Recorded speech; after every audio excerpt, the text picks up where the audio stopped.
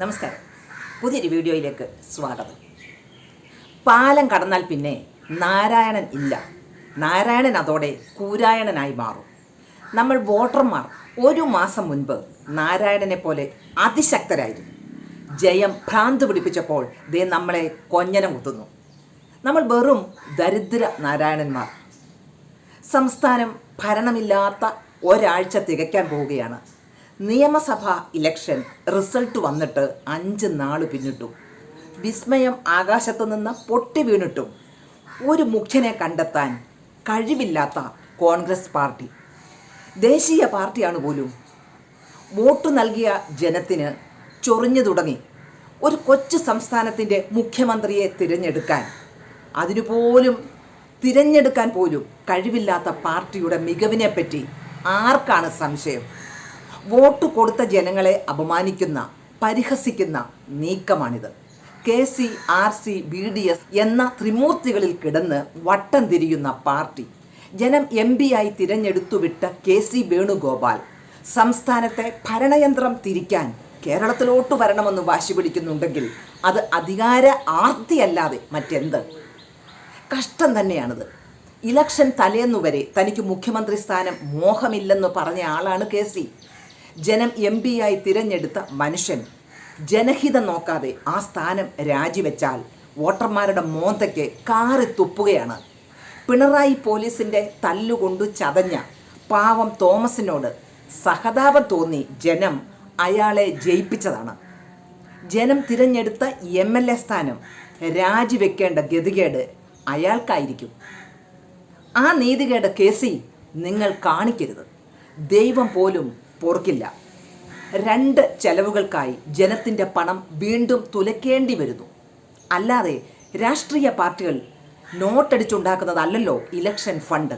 MP സ്ഥാനം രാജിവെച്ച് മുഖ്യനാവാൻ MLA election, KCയുടെ ഒഴിവുള്ള MP സ്ഥാനത്തേക്ക് മറ്റൊരു ഇലക്ഷൻ. മാത്രമല്ല, ജനത്തെ ഇത്രയും ചുറ്റിക്കുന്ന MLA ഇലക്ഷനിൽ KCക്ക് ജനം വോട്ട് നൽകുമെന്ന് എന്തുറപ്പാണ്? പിടിച്ചതും കടിച്ചതും ഇല്ല എന്ന സ്ഥിതി കോൺഗ്രസിനുണ്ടാവരുത്. ഇപ്പോൾ നടന്ന ഇലക്ഷൻ റിസൾട്ട് ക്യാൻസൽ ചെയ്ത് വീണ്ടും ഒരു തിരഞ്ഞെടുപ്പ് സംസ്ഥാനത്ത് നടത്തിയാൽ ഇപ്പോൾ ജയിച്ചു കുന്തളിക്കുന്ന ഒരെണ്ണത്തിന് ജനം വോട്ട് കൊടുക്കത്തില്ല. തത്സമയം ജനം അഹങ്കാരം കണ്ടുകൊണ്ടിരിക്കുകയാണ്, അത് ഉറപ്പ്. ജനം മടുത്തു. KC കേന്ദ്രത്തിൽ അതിശക്തനായി മാറിക്കഴിഞ്ഞിരിക്കുന്നു. നെഹ്റു കുടുംബത്തിൻ്റെ ഇഷ്ടൻ, രാഹുൽ ഗാന്ധിയുടെ പ്രിയൻ, സോണിയയുടെ മനസാക്ഷി സൂക്ഷിപ്പുകാരൻ. അദ്ദേഹം എന്തിനു പിന്നെ ഈ കൊച്ചു സംസ്ഥാനത്തെ ഭരിക്കാൻ വരണമെന്ന് ഗ്രൂപ്പുണ്ടാക്കി ശഠിക്കുന്നു? അങ്ങേരെ ഡൽഹിയിൽ ഇപ്പോൾ പാർട്ടിക്ക് അത്യാവശ്യമുണ്ട്. അവിടെ വിരാജിക്കട്ടെ, തിളങ്ങട്ടെ. കോൺഗ്രസിൻ്റെ ദേശീയ വക്താവായി അദ്ദേഹം നിലകൊള്ളട്ടെ.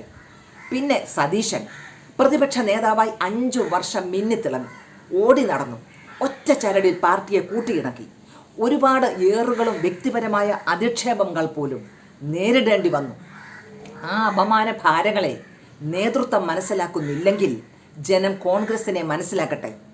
ചില കാര്യങ്ങളിൽ സതീശൻ എടുത്ത ഉറച്ച നിലപാടുകൾക്ക് ബിഗ് സല്യൂട്ട്. അത്രയും ഉറച്ച നിലപാടുകൾ ചിലരെ മുഷിപ്പിച്ചതുകൊണ്ടാണ് ഇപ്പോൾ തനിക്ക് പിന്തുണ കുറഞ്ഞത്. അഴകുഴമ്പൻ നിലപാടാണ് സതീശ നല്ലത്. നല്ലോണം വളയുന്ന നട്ടെല്ലുകൂടി ഉണ്ടെങ്കിൽ സൂപ്പർ. അതുകൊണ്ട് സതീശൻ ഇനി ഇത്തിരി വിശ്രമിക്കണം. ചെന്നിത്തല പ്രതിരോധ മന്ത്രിയായി നമ്മളെ കുറേ നാൾ ഭരിച്ചതാണ്, കുറേ നാൾ സേവിച്ചതല്ലേ. സതീശനൊപ്പം രമേശൻ തിളങ്ങി നിൽക്കുകയായിരുന്നല്ലോ. അദ്ദേഹവും ഒത്തിരി ഓടി തളർന്നിരിക്കുന്നു. പുള്ളിക്കാരനും ഇത്തിരി വിശ്രമം ആവശ്യമാണ്. അതിമോഹങ്ങളും പ്രായവും ഏറുന്നുണ്ട്. അതുപോട്ടെ, നമ്മുടെ രാഹുൽ ഗാന്ധി ഒരു വനിതാ മുഖ്യമന്ത്രിയെ സ്വപ്നം കാണുന്നതായിട്ട് എന്തൊക്കെയോ വിളമ്പിയിരുന്നു. ജയിച്ചു വന്ന MLAമാരിൽ മിടുക്കികളായ ചില വനിതകൾ ഉണ്ടല്ലോ. ഇപ്പോൾ അതേപ്പറ്റി അങ്ങേരും ഒരക്ഷരം മിണ്ടുന്നില്ല. അപ്പോൾ എങ്ങനെയാ ഈ ചർച്ചകൾക്ക് ഒരു ഫുൾ സ്റ്റോപ്പ് ഇടുന്നത്? കേരളത്തിൽ മറ്റൊരു നേതാവ് മുഖ്യമന്ത്രിയായി വരട്ടെ. അവസരം കിട്ടാത്ത എത്രയോ പ്രമുഖർ ഈ പാർട്ടിയിൽ ശേഷിക്കുന്നുണ്ട്. അവരൊക്കെ എന്നും കുന്നും MLAമാരായി മൂത്തു നരച്ച് ചത്താ മതിയോ? ഈ 3 പേരുടെയും മുഖ്യമന്ത്രി സ്വപ്നത്തിൽ നമ്മൾ ജനങ്ങൾ ഒപ്പം വട്ടം കറങ്ങരുത്. ഇവരുടെ പരസ്പര മത്സരം അവസാനിപ്പിക്കാൻ ഒറ്റ മാർഗമേ ഉള്ളൂ. മറ്റൊരു പ്രഗത്ഭനെ കേന്ദ്ര മുൻകൈയെടുത്ത് പ്രതിഷ്ഠിക്കണം. അതോടെ ഉപഗ്രഹങ്ങളായി കിടന്ന് കറങ്ങുന്ന ഗ്രൂപ്പുകളുടെ കളിയും അവസാനിക്കണം.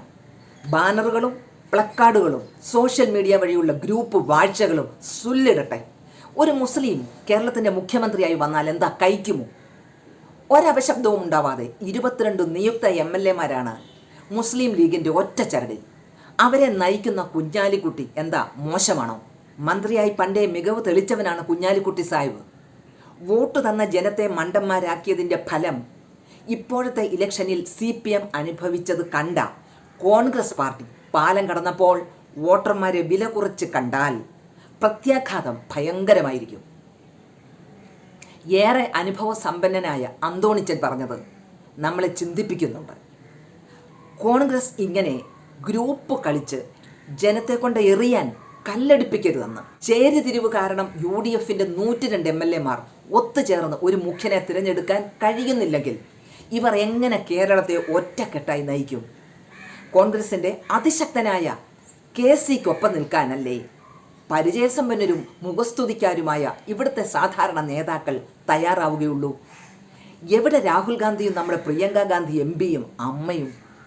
അവരെ കൊണ്ട് പാർട്ടിയെ നിയന്ത്രിക്കാൻ പറ്റുകയില്ല എന്ന് ഇപ്പോൾ ജനം തിരിച്ചറിഞ്ഞു. കോൺഗ്രസും കമ്മ്യൂണിസ്റ്റും മാറി മാറി ഭരിച്ച് സംസ്ഥാനം മുടിപ്പിച്ചു. അല്ലെങ്കിൽ അങ്ങോട്ട് ഇങ്ങോട്ട് എന്നല്ലാതെ ഒരു മൂന്നാം പാർട്ടി വന്നില്ലെങ്കിൽ കേരളം കുത്തുപാളയെടുക്കും. ഇനി എടുക്കാനൊന്നുമില്ല. ഇനി BJP വരട്ടെന്നേ. നീയോ ഞാനോ മാറി മാറി ഭരിക്കുമെന്നുള്ള സ്ഥിതി മാറട്ടെ. ഈ രണ്ട് കൂട്ടരുടെയും അഹങ്കാരം ജനം അവസാനിപ്പിക്കട്ടെ. ജനം ചേരി തിരിഞ്ഞ് മണ്ണെണ്ണയും പെട്രോളുമായി പ്രതിഷേധ പ്രകടനം തുടങ്ങിക്കഴിഞ്ഞു. അണികൾക്ക് പ്രതിഷേധിക്കാനുള്ള അവകാശമില്ലെന്ന് പറഞ്ഞ് നടപടിയെടുക്കാൻ നീക്കമായി കോൺഗ്രസ്. എന്താ അല്ലേ? ഇത് തന്നെയല്ലേ മാർക്സിസ്റ്റ് പാർട്ടിയുടെയും ശൈലി? Thank you for watching me. വീണ്ടും കാണാം.